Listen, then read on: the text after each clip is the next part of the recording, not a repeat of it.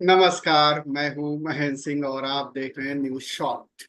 इस प्लेटफॉर्म पर आप सभी का स्वागत है।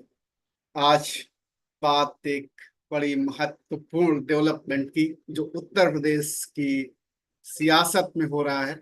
उत्तर प्रदेश में लगातार बीजेपी में खटपट चल रही है और अब वो पर्दे के पीछे नहीं बल्कि सबके सामने ऐसा लग रहा है कि अब वो लड़ाई जो पर्दे के पीछे थी वो सामने आ गई है। पिछले 1 या 2 हफ्ते से जिस तरीके से डेवलपमेंट हो रहे हैं लगातार, उससे ऐसा लग रहा है कि बहुत जल्द कुछ नया देखने को मिलेगा।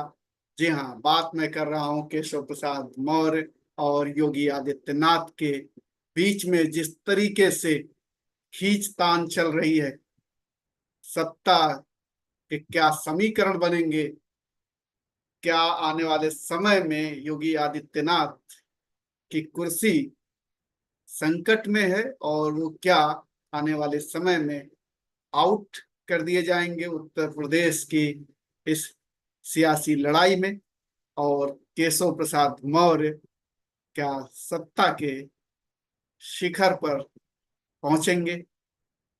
बात मैं इसलिए कर रहा हूं क्योंकि पिछले 1 हफ्ते से जो सरगर्मियां तेज हुई हैं और खास तौर पर पिछले 3 दिनों में जिस तरीके से केशव प्रसाद मौर्य लगातार अपने एक्स अकाउंट पर एक के बाद एक ट्वीट कर रहे हैं, उससे कुछ मामला अलग नजर आ रहा। उससे ऐसा लग रहा है कि सियासत में कुछ नया होने वाला है।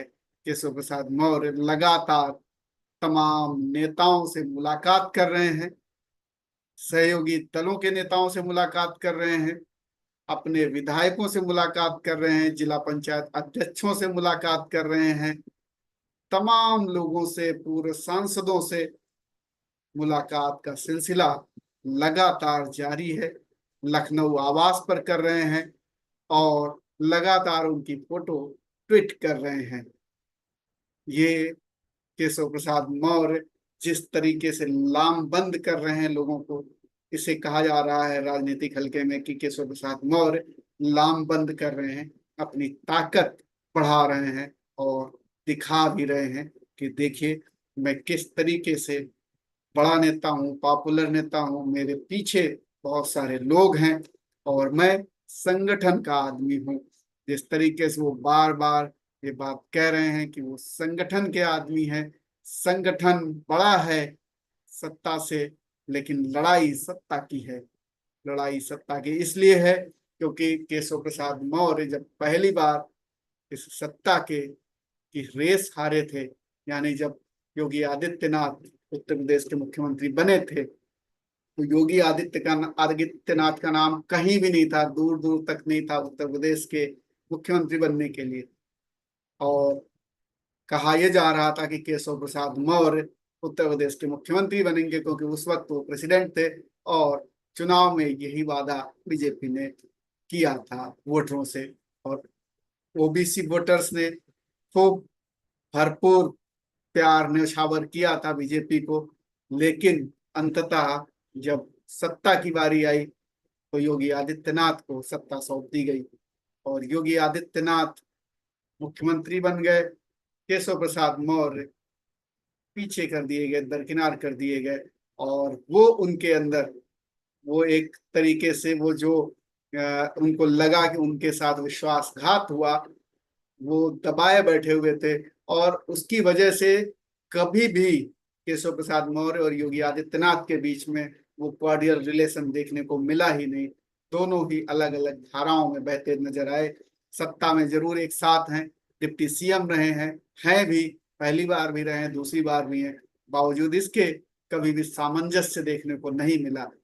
और अब खुल कर केशव प्रसाद मौर्य सामने आए हैं और लगातार वो चर्चा में बने हुए हैं। उत्तर प्रदेश से लेकर के दिल्ली तक केंद्रीय नेताओं से वो लगातार मिले, बातें कर रहे हैं, बार बार वो संगठन की बात कर रहे हैं।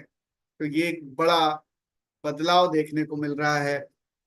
और जिस तरीके से 14 जुलाई का अगर पीछे देखा जाए तो ये सियासत का जो नया ये चैप्टर खुला है, ये 14 जुलाई से माना जाए, अगर ठीक ठाक तरीके से अगर खुला माना जाए तो ये 14 जुलाई वो तारीख थी जब प्रदेश कार्यकारिणी की जो बैठक थी, डिप्टी सीएम मौर्य ने अलग सुर अपनाते हुए कहा कि संगठन बड़ा होता है, सर्वोच्च होता है, और कार्यकर्ताओं का सम्मान मान सम्मान रखना हमारा कर्तव्य है और सबसे ऊपर होता है।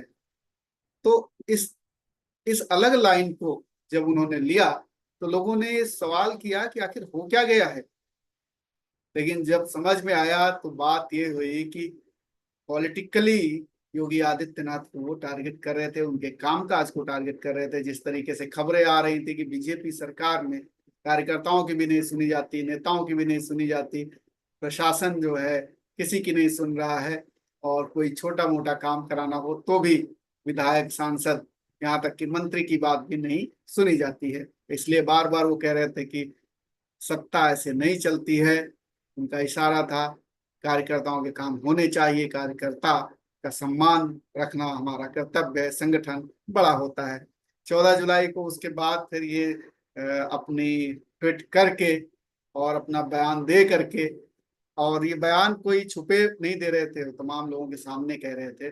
उसके बाद वो दिल्ली के लिए रवाना हो गए, वहां शीर्ष नेताओं से उनकी मुलाकात हुई, और माना ये जा रहा था कि कुछ बड़ा होने वाला है क्या। लेकिन फिर जिस तरीके से कुछ घटनाक्रम ऐसा नहीं हुआ तो ये माना गया कि शायद सियासी जो घटनाक्रम है, जो दोनों के बीच में तल्खी बढ़ रही है, योगी आदित्यनाथ और केशव प्रसाद मौर्य, तो उसको शायद कहा गया होगा कि थोड़ा सा शांत रहो, थोड़ा सा धैर्य रखो, सब कुछ ठीक होगा। लेकिन सब कुछ ठीक लग नहीं रहा है, बल्कि ऐसा लग रहा है कि केशव प्रसाद मौर्य को खुली छूट दी गई है कि आप अगर कुछ कर सकते हो तो साबित करके दिखाओ।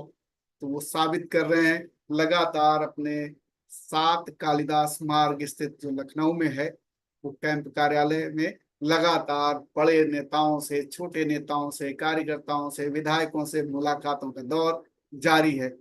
और उन्होंने जो सबसे पहले जो सबसे बड़े नेता से मुलाकात की, जो उनका एक तरीके से सहयोगी दल है, कैबिनेट मिनिस्टर हैं सुहेल देव, भारतीय समाज पार्टी के राष्ट्रीय अध्यक्ष और कैबिनेट मिनिस्टर उत्तर प्रदेश सरकार में ओम प्रकाश राजभर, उनसे मुलाकात की। और राजभर साहब बहुत चर्चा में रहते हैं, लगातार वो अपने बयानों से चर्चा में रहते हैं। तो वो उनसे मुलाकात हुई, बहुत सौहार्दपूर्ण मुलाकात हुई, बहुत एक दूसरे के हाथ पकड़कर, आप देखिए फोटो में जिस तरीके से लिख रहे हैं, बड़े खुश हैं। तो वो मुलाकात हुई, बड़ी चर्चा में रही। उसके बाद उन्होंने कैबिनेट मंत्री निषाद, पार्टी के राष्ट्रीय अध्यक्ष डॉक्टर संजय निषाद से भी मुलाकात की। उनके साथ उनके प्रदेश अध्यक्ष रविंद्र मणि निषाद भी थे। तो ये जो दो मुलाकातें हैं बड़े नेताओं की, ये भी चर्चा में रही। और यहीं से पॉलिटिकल पंडित इस बात को कहने लगे कि सब कुछ अच्छा नहीं है, ये लामबंदी शुरू हो गई है। और केशव प्रसाद मौर्य अब अपने नेताओं के साथ अपने अपने आप को बड़ा नेता बताने के लिए, बनाने के लिए, साबित करने के लिए तमाम सहयोगी दलों से अच्छा कोऑर्डिनेशन कर रहे हैं, उसकी कोशिश है। अपनी पार्टी के अंदर वो अपने आप को मजबूत कर रहे हैं, और इसीलिए तमाम विधायकों से मुलाकात कर रहे हैं, जिनके नाम मैं कुछ बता देता हूं जो प्रमुख हैं, जो उन्होंने एक्स पे उन्होंने डाला भी है, केशव प्रसाद मौर्य जी ने, कि जिन जिन से वो मुलाकात कर रहे हैं उनकी फोटो, उनके बारे में सब कुछ लिख रहे हैं। वो कोई छुप के मुलाकात नहीं कर रहे हैं। तो इनमें विधायकों में जो प्रमुख हैं उसमें सुरेश पासी, महेंद्र सिंह खड़गवंशी, और पूर्व विधायक महिपाल सिंह माजरा, कानपुर ग्रामीण भाजपा जिला अध्यक्ष दिनेश सिंह कुशवाहा, और एक विधायक हैं उमेश द्विवेदी, गौरी शंकर वर्मा, भगवान सिंह कुशवाहा, देवेंद्र प्रताप सिंह, और पूर्व विधायक ममतेज शाक्य। ये वो बड़े नाम हैं जिनके बारे में उन्होंने जिक्र किया है, जिनसे उन्होंने मुलाकात की है। हाल फिलहाल 2-3 दिन की मुलाकातें हैं ये सब। और वाराणसी जिला पंचायत अध्यक्ष श्रीमती पूनम मौर्य, सहारनपुर के जिला पंचायत अध्यक्ष मांगेराम चौधरी, इनसे मुलाकात हुई, इनसे कुशल क्षेम, इन्होंने शिष्टाचार भेंट।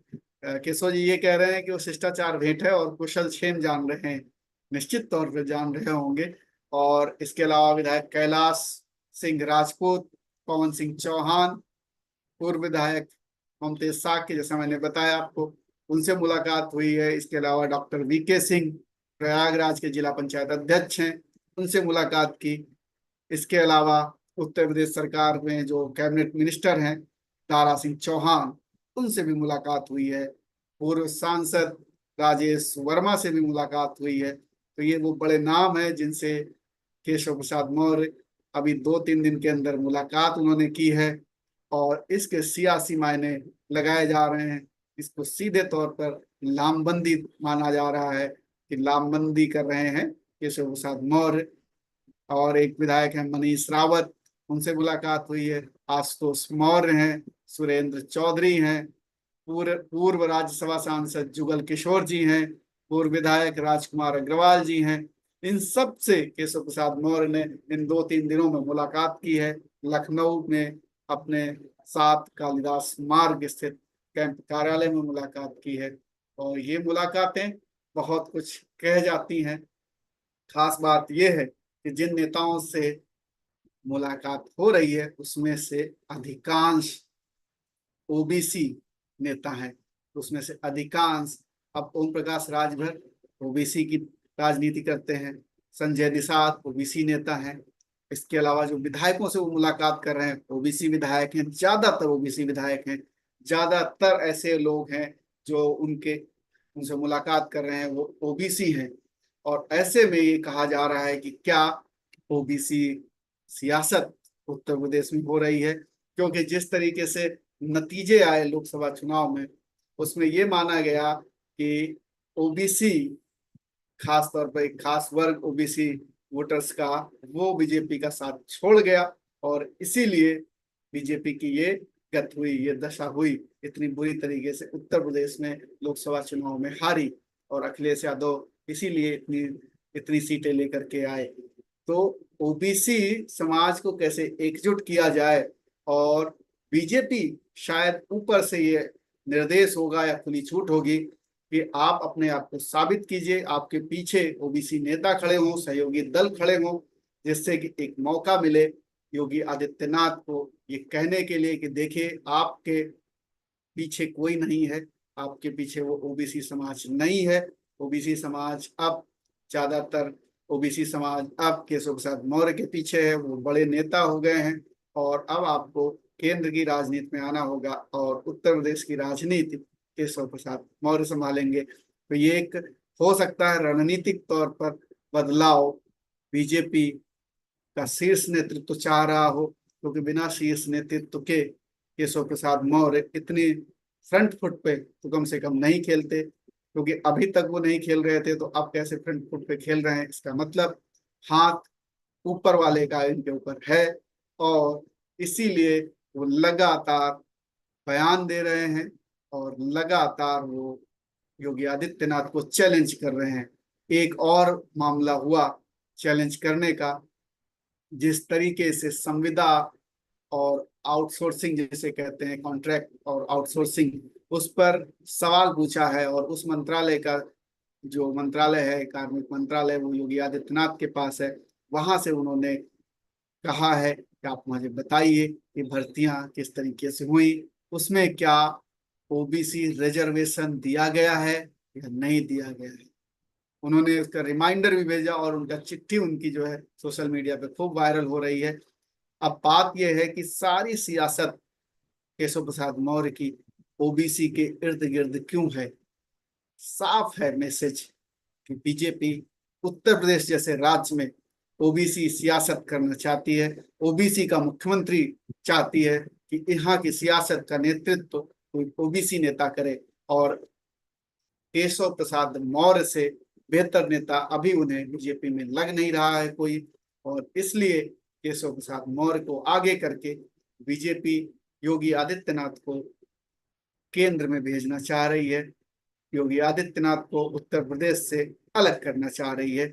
और शायद इसीलिए उन्होंने योगी आदित्यनाथ के अधीन मंत्रालय से सीधे उन्होंने सवाल किया है कि बताइए, आप जो आउटसोर्सिंग या संविदा पे जो रखते हैं, उन पे आप रिजर्वेशन पॉलिसी का का जो है जो बातें कही गई हैं, कितना रिजर्वेशन होना चाहिए, वो आप फॉलो कर रहे हैं या नहीं कर रहे हैं। ये सीधे टकराहट वाली बात हो गई। तो इसीलिए कहा जा रहा है कि केशव प्रसाद मौर्य अब सीधे तौर पर योगी आदित्यनाथ से दो दो हाथ करने के लिए उतारू हैं, और ये ऊपर की शय के बिना संभव नहीं है। ओबीसी सियासत अब देश में जो भी सियासत होगी उसके सेंटर में ओबीसी सियासत है। इसलिए जो चुनाव लोकसभा के हुए उसने ये साबित किया है कि ओबीसी सियासत अब एक सच्चाई है।